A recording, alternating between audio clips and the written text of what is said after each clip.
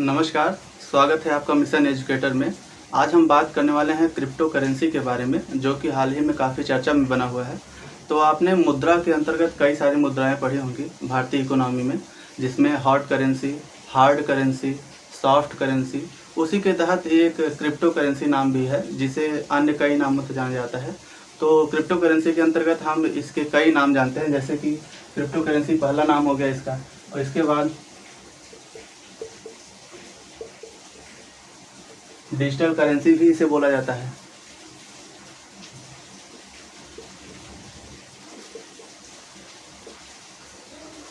आभासी मुद्रा भी इसे कहा जाता है। कंप्यूटरीकृत मुद्रा भी इसे कहा जाता है। तो डिजिटल करेंसी या क्रिप्टो करेंसी के कई नाम हैं, जैसे कि डिजिटल करेंसी, क्रिप्टो करेंसी, आभासी मुद्रा या वर्चुअल करेंसी, कई नाम हैं। तो इसके अंतर्गत हम कई सारी चीज़ों को देखेंगे, जैसे कि इसके निर्माण के बारे में समझेंगे कि इसका निर्माण कैसे होता है, किस तकनीक का प्रयोग किया जाता है इसमें, इसके निर्माण में सिद्धांत के बारे में जानेंगे, किस सिद्धांत पर कार्य किया जाता है। बिटकॉइन के बारे में समझेंगे, जो कि पहली क्रिप्टो करेंसी है। भारत में इसकी स्थिति देखेंगे, जो कि हाल ही में सुप्रीम कोर्ट के कई निर्णय हैं जो आपको जानने चाहिए। तो इतनी सारी चीज़ों के बारे में हमें बात करनी है। तो पहले देखते हैं इसके निर्माण की। तो इसका निर्माण जो है वो डाटा माइनिंग के तहत इसका निर्माण किया जाता है। डाटा माइनिंग के तहत इसका निर्माण किया जाता है, और यह जिसमें निर्बाध बिजली व डाटा की आवश्यकता पड़ती है। डाटा माइनिंग में जब इसका निर्माण किया जाता है तो इसमें निर्बाध बिजली, अर्थात बहुत हाई वोल्टेज की बिजली, हाई एनर्जी की बिजली चाहिए, और निर्बाध डाटा अर्थात बहुत उच्च डाटा की आवश्यकता पड़ती है इसमें, जो कि भारत में अभी संभव नहीं है इसके निर्माण की प्रक्रिया, क्योंकि ये दोनों चीज़ें फिलहाल उतनी तेज़ी में उपलब्ध नहीं है भारत में। तो इसके तकनीक की बात करें, किस तकनीक में प्रयोग किया जाता है। इसमें जो तकनीक प्रयोग होती है वो है ब्लॉकचेन तकनीक। ब्लॉकचेन तकनीक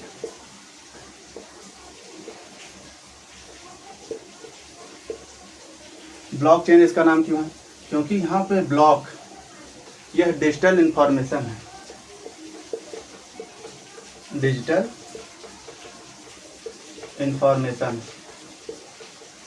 इंफॉर्मेशन ब्लॉक के रूप में होता है, और यह एक श्रृंखला में बंधा होता है, अर्थात डिजिटल इंफॉर्मेशन जो कि श्रृंखला में बंधा होता है ब्लॉक के रूप में।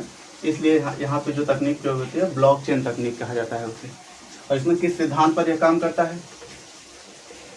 तो क्रिप्टो करेंसी जो कि होती है वो अर्थव्यवस्था के अंतर्गत जो एक महत्वपूर्ण सिद्धांत है, डिमांड एंड सप्लाई।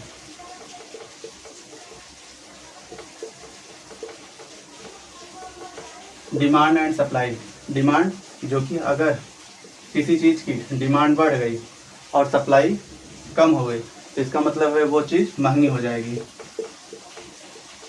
अगर डिमांड घट गई, सप्लाई बढ़ गई, डिमांड अगर घट गई, सप्लाई बढ़ गई, तो वो चीज़ सस्ती हो जाती है।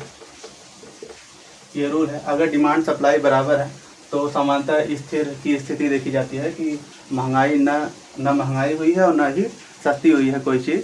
तो वो डिमांड एंड सप्लाई की सिद्धांत पर कार्य करता है। अब हम बात करते हैं बिटकॉइन, जो कि पहली क्रिप्टो करेंसी है। क्या हुआ था कि 2009 में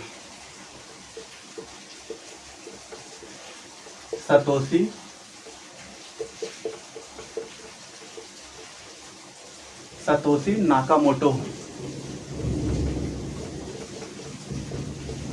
नाकामोटो ने सर्वप्रथम बिटकॉइन की खोज की थी या बिटकॉइन बनाया था, जिसके तहत सतोशी को बिटकॉइन का सबसे छोटी इकाई कहते हैं। सतोशी को बिटकॉइन की सबसे छोटी इकाई भी कहा जाता है।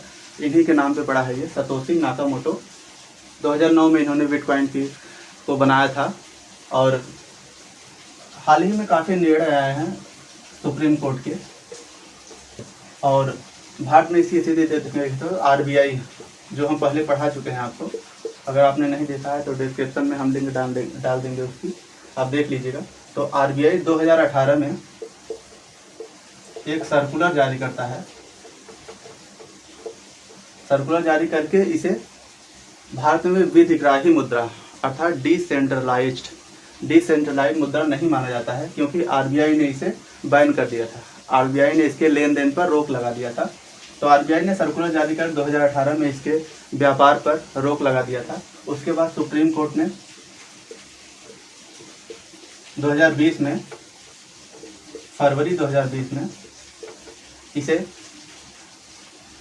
जो कि व्यापार के लिए पुनः अनुमति दे दी। और अब यह वर्तमान स्थिति देखें तो वर्तमान में आप किसी भी बिटकॉइन या किसी भी अन्य करेंसी में, क्रिप्टो करेंसी में निवेश कर सकते हैं। इसके लिए अगर आप निवेश करना चाहते हैं तो इसके लिए कई सारे ऐप और वेबसाइट उपलब्ध हैं, जैसे कि सबसे फेमस जो है वजीर